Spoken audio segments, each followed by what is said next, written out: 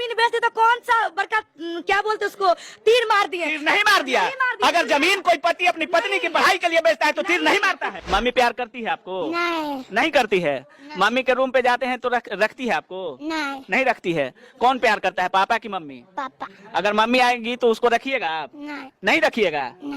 आप ही के पत्नी के साथ उनका अफेयर है और आप ही को गोली मारने की धमकी दे रहे हैं? हाँ, क्योंकि मैंने मेरी पत्नी ड्यूटी नहीं करती है, फिर उनका अटेंडेंस बनता था। अच्छा, इतना प्यार है। अगर आपको पढ़ना है उन गाथाओं की देवी का तो आप सावित्री बाई फूलों की भी पढ़िए। अरे वही इस देश की नारी है जो देश का मान बढ़ाई है। अरे मातृभूमि की शक्ति जो शक्ति देश की नाम जानी जाती है। अरे देवी तो पूजनेंतु है, उसे पूजा करना चाहिए। अरे एक नारी के कारण आप नारियों के चरित्र पे सवाल नहीं कर सकते हैं। वही देवी इस देश में सवाल नहीं कर सकते। और जिन्होंने जैसा ये बोल रही हैं, कहा भी जाता है कि कभी नारी सोलह, कभी नारी शबनम, कभी रण में डंका बजाती है नारी, और कभी नारी फूलों से कोमल, कभी दुर्गा अवतार लेती है नारी। लेकिन ऐसे नारियों पर आप क्या बोलेंगी? मैं ऐसी नारियों को यही बोलूंगी कि समाज में ये बहुत बड़ा कलंक का धब्बा है। क्या इस देश में पुरुष आयोग बनना चाहिए कि नहीं बनना चाहिए? आप डाटा उठाइए। आप पुरुष आयोग का समर्थन करेंगी? मैं खुल के समर्थन में हूँ। अच्छा। पुरुष आयोग बनना चाहिए। ऐसे मेरे भी भाई है घर में। कल के डेट में अगर इस तरह का घटना होती है तो क्या मेरा भाई कहाँ जाएगा सवाल करने?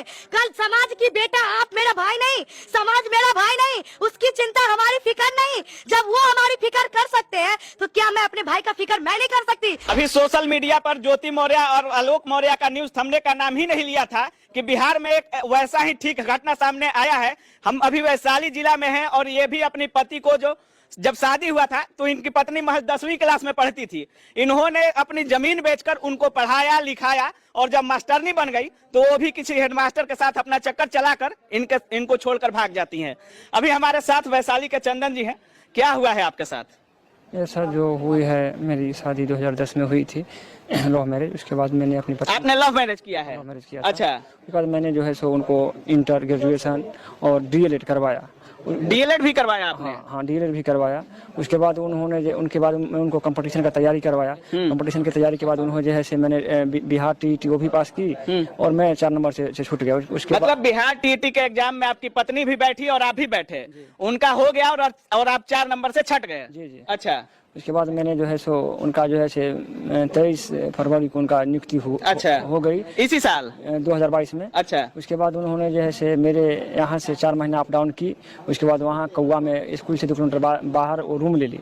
रूम लेने के बाद उन्होंने जो है से हमसे दूरी बनाना शुरू कर दी। अच्छा, जहाँ उनका स्कूल था आपके घर से 8-9 किलोमीटर दूर आपने उनके लिए एक रूम ले लिया कि उनको आसानी हो स्कूल आने जाने में और पढ़ाने में? जी। अच्छा, फिर उसके बाद जो है हमसे जो दूरी बनते चला गया। गर्मी की छुट्टी हुई, उसमें मेरे यहाँ वो नहीं आई। जो कि मेरी बच्ची का 30 दिन का छुट्टी था उसमें भी हुई, वो यहाँ नहीं आई। बच्ची वहाँ गई 30 दिन की छुट्टी में, मात्र वहाँ 8 दिन रही। 8 दिन रहने के बाद जो है हमसे वो आपके पास छोड़ दी? हम मेरे पास छोड़ दी। उसके बाद जो है दुर्गा पूजा की छुट्टी छोड़ना पड़ता है। सुन सकते हैं, ये अपनी बच्ची को मतलब छुट्टियों में उनके पास भेजे थे कि उनके पास जाएगी, रूम पे जाएगी और अपने मम्मी के साथ रहेगी, लेकिन वो माता अपने बेटे को इनके पास 8 दिनों में वापस करती है और दुर्गा पूजा के छुट्टी के बाद से ही गायब है। उसके बाद आपने क्या किया? खोजने की कोशिश नहीं की? खोजने की अपने जनते पूरा कोशिश किए।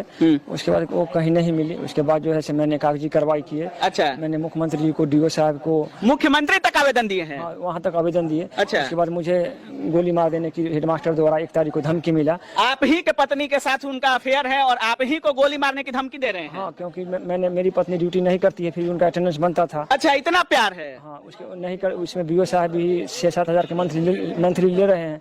उसके बाद जो है मुझे जान से गोली मार देने की धमकी मिली। उसके बाद मैंने FIR जंदाहा थाना में। अच्छा, किन के नाम से FIR दिया है आपने? मैंने राहुल राम द्वारा मुझे 1 तारीख को 3 आदमी से आए और पिस्टल निकाल के बताया जो आवेदन दिए हो उसको उठा लो, नहीं तो गोली मार दूंगा। अच्छा, आपको भनक कब लगा कि आपकी बीवी किसी और के साथ अफेयर कर रही है? गर्मी छुट्टी में जो है मुझे जानकारी मिली बच्चे के माध्यम से, और मैं खुद देखा। और हेडमास्टर पर शक कब हुआ? हेडमास्टर से उनको घुमाते हुए देखा। अच्छा, आपने खुद अपने आंखों से देखा है? जी, मैंने खुद नहीं देखा।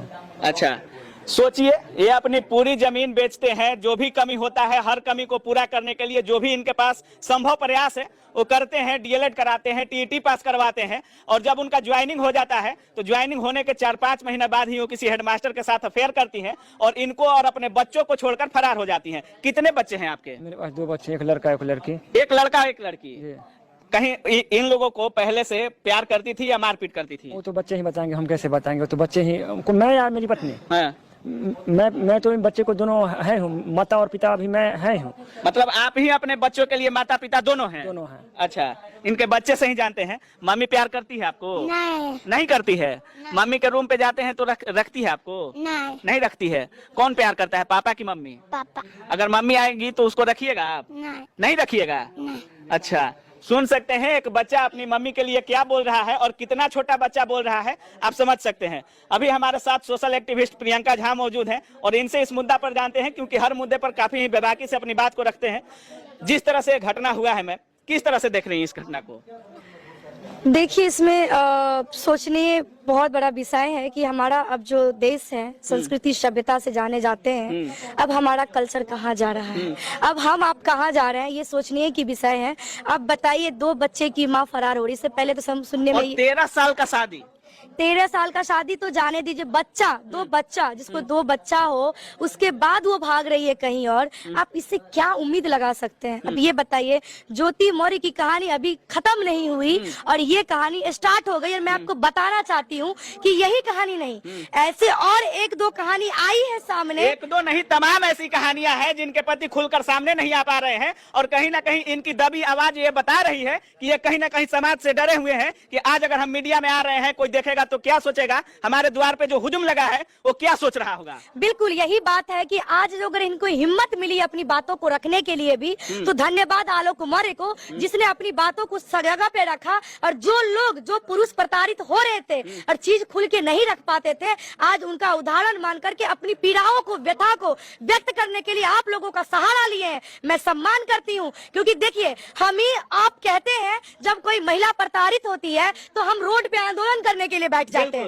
उस वक्त नहीं देखते हैं कि उसकी बच्ची का क्या होगा भविष्य।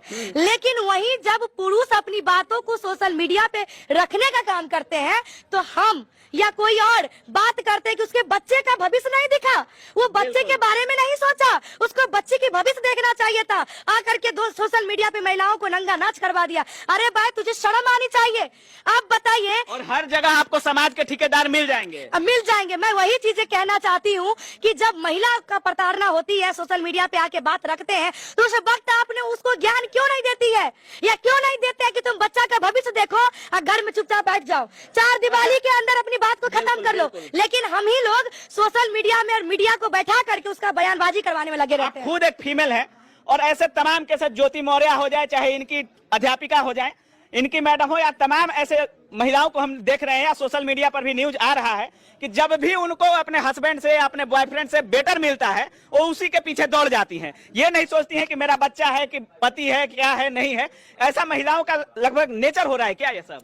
देखिए, हम यही कहेंगे कि अभी जो हमारी महिलाओं के लिए जो चल रही है सोशल मीडिया पे, तमाम चीजें आ रही हैं, इसीलिए आज या हम या आप बात कर रहे हैं। अगर बात करें बेहतर की, तो वहाँ पे एक MP की पदाधिकारी भी है जिन्होंने इस समाज को एक नई संदेश देने का काम किया है। जॉब भी छोड़ी, इस्तीफा देके अपनी घर वापस चली गई है। वो हमारी देश की माँ, बहन, बेटियां भी थी।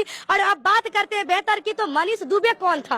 वो भी तो पुरुष था, उसने भी तो अपनी पत्नी को धोखा दिया, तमाम महिलाओं के साथ सम्मिलित पाया गया। सोशल मीडिया पे तमाम लोग ऐसा कह रहे हैं कि अगर पत्नी रानी बनती है और पति कुछ नहीं बनता है, तो रानी बनकर वो पति को नौकर बना देती है, लेकिन अगर पति राजा बनता है तो नौकरानी बीबी को भी रानी बना देता है। देखिए, ये उदाहरण कहने के लिए पहले था, लेकिन अब ये उदाहरण मौका हम ही लोग दिए हैं, जो उदाहरण सही साबित भी हो रहा है। अब मैं आपको ये कहूंगी कि आज ये 1-2 बागर के कारण ना जाने ससुराल में कितनी ऐसी बहू है, जो बीबी है, जो अपनी बच्ची की, अपनी पत्नी की सपना को लेकर के, अपना सपना समझ के उसको उस मुकाम पे पहुंचाने के लिए सब कुछ त्याग देता है। लेकिन आज उन पत्नियों का क्या होगा?